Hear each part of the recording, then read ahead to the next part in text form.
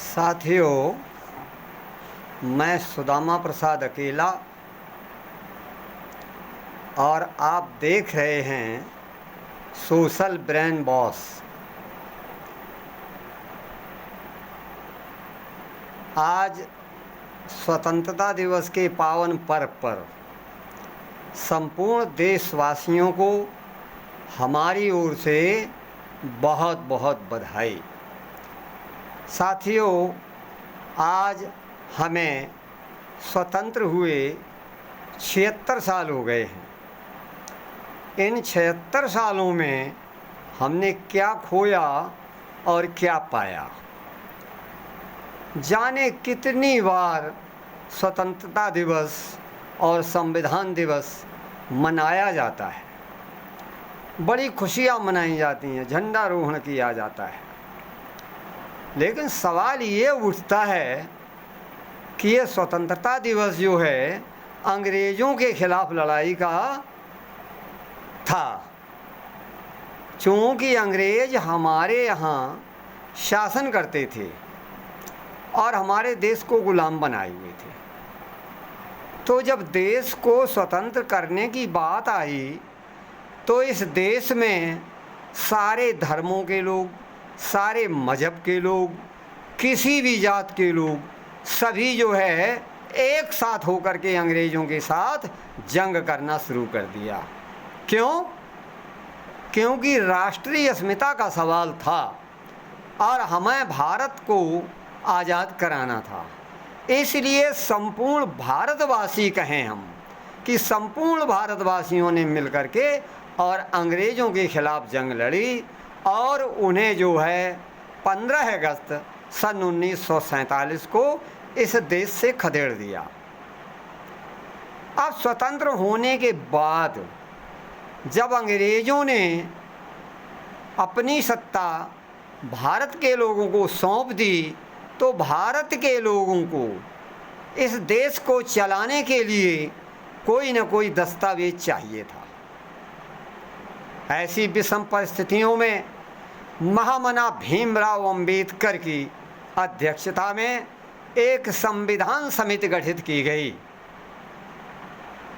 और संविधान समिति ने महामना अंबेडकर जी को संविधान निर्माण करने का काम सौंप दिया।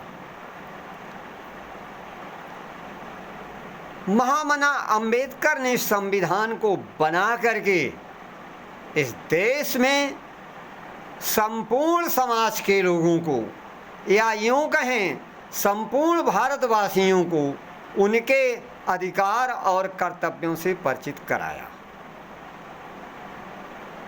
आज उसी संविधान के कारण हम बोलने की स्वतंत्रता में हैं, पढ़ने की स्वतंत्रता में हैं, पढ़ाने की स्वतंत्रता में हैं, न जाने कितने अधिकार संपन्न हम हो गए। लेकिन एक बिंदु यहाँ विचारणीय है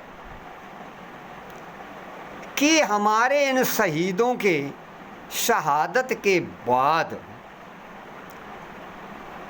जो यहाँ भारत के लोगों ने चिंतन किया या चिंतनशील लोगों ने चिंतन किया, तो ये पाया कि अंग्रेज़ों के पहले क्या हम स्वतंत्र थे?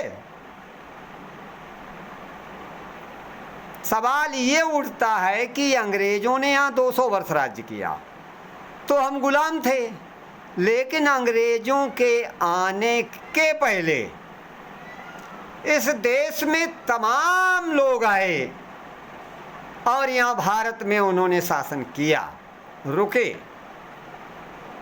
ऐसा नहीं है कि अंग्रेज ही बाहर से आए और यहाँ जो है उन्होंने राज्य किया करके।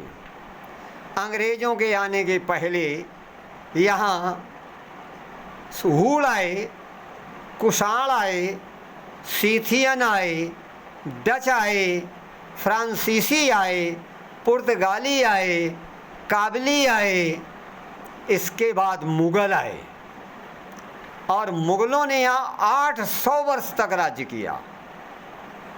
तो क्या उस समय हम स्वतंत्र थे? हम तो मुग़लों के गुलाम थे। और मुग़लों के बाद अंग्रेज आए तो हम अंग्रेजों के गुलाम हो गए। तो ये अंग्रेजों को ही देश से भगाने का बीड़ा क्यों उठाया गया? मुगलों के काल में ये क्यों आंदोलन नहीं चलाया गया स्वतंत्रता का? या इसके पहले जो लोग आए तो देश को स्वतंत्रता का आंदोलन क्यों नहीं चलाना पड़ा? ऐसा विचार आता है कि अंग्रेज जो थे इस देश को गुलाम तो बनाए हुए थे, लेकिन कभी कभी ये लगता है कि अंग्रेज हमारे लिए धन्यवाद के पात्र भी थे। क्यों? क्योंकि अंग्रेजों के आने के पहले यहाँ तमाम प्रकार की ऐसी कुरीतियों का प्रचलन था जो बहुत ही अपराधपूर्ण या क्रूरता भरी हुई थी। अंग्रेजों ने यहाँ आकर के और उन प्रथाओं को बंद कराया। जैसे एक प्रथा से आप परिचित होंगे, सती प्रथा। सती प्रथा में क्या होता था? पति के मर जाने के बाद पत्नी को उसके साथ जबरदस्ती जिंदा जला दिया जाता था। अंग्रेजों ने देखा ये कैसा देश है कि पति मर जाता है तो पत्नी को जिंदा जला दिया जाता है, इसका मतलब पत्नी को जिंदा रहने का अधिकार ही नहीं है।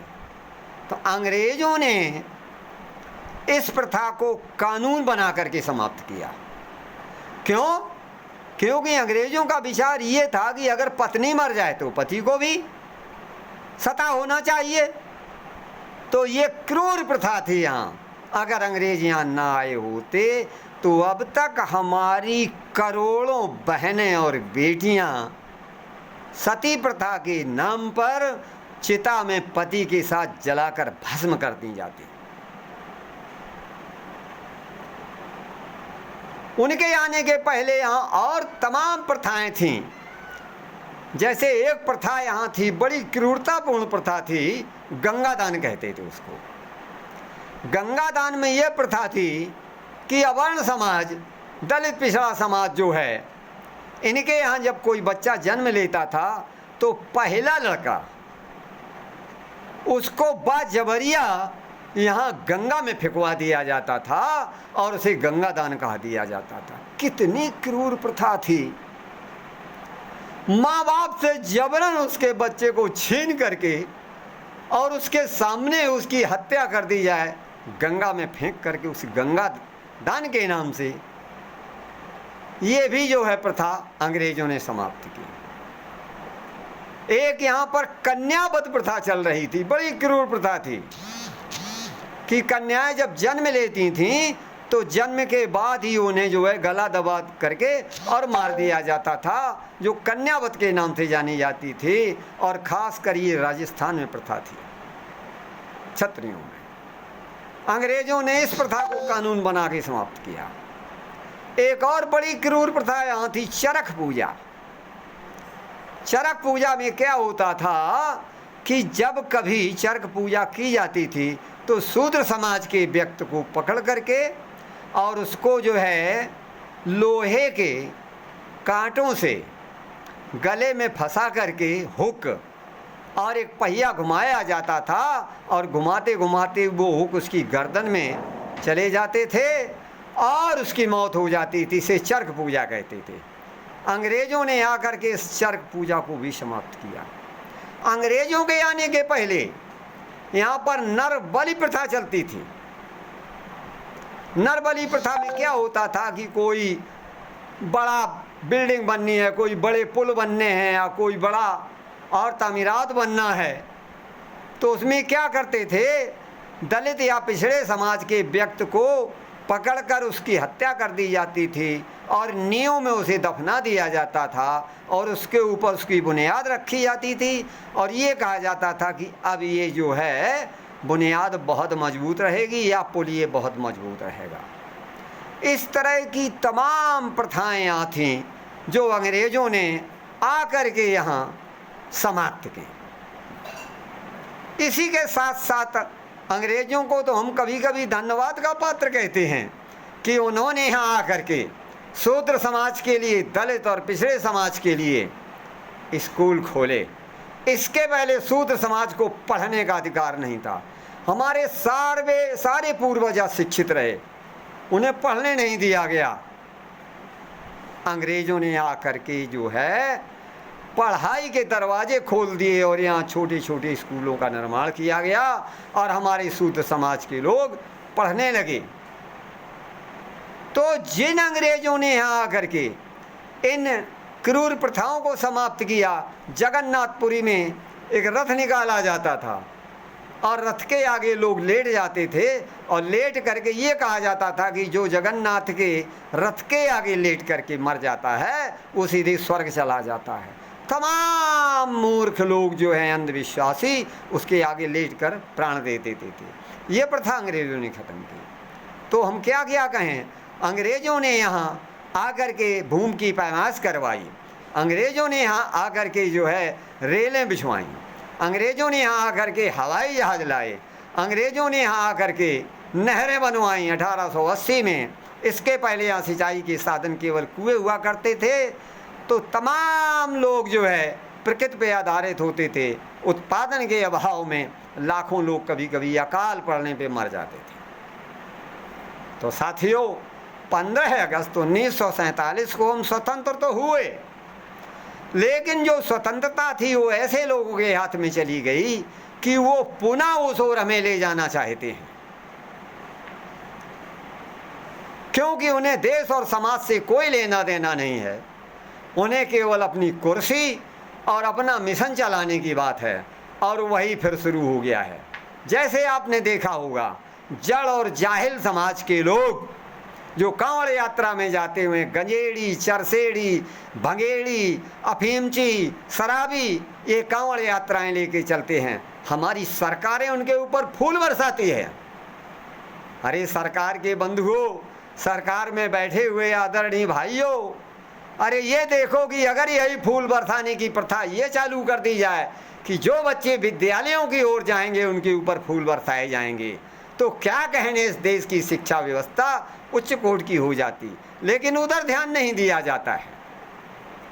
तो साथियों, क्षमा करें, हम कभी कभी अंग्रेज़ों को धन्यवाद भी दे देते हैं कि अंग्रेज़ों ने यहाँ आकर के कुछ बनाया भी और हमें गुलाम भी बनाया। इसलिए साथियों, आज इस स्वतंत्रता दिवस के पावन पर्व पर हम सभी भाइयों को बधाई देते हैं और इसी के साथ हम ये कहना चाहते हैं कि इस देश में अगर भारतीयता आ जाए, संपूर्ण समाज के लोग, संपूर्ण धर्मों के लोग, संपूर्ण जातियों के लोग अगर भारतीय हो जाएं और इसी तरह का आंदोलन फिर शुरू हो जाए कि भारत हमारा है, संविधान हमारा है, हम भारत को बचाएंगे, हम संविधान को बचाएंगे, तो ये राष्ट्रीय एकता जो है, बंधुत्व की भावना जो अगर आ जाए, तो आज भी हम दावा करते हैं कि हमारा भारत देश दुनिया का सिरमौर हो जाए और दुनिया में भारत फिर जो है जगत गुरु बन सकता है। इन्हीं शब्दों के साथ अपनी बात समाप्त करते हुए, जय मानव समाज, जय अर्जक, जय संविधान, जय विज्ञान, जय किसान, जय जवान।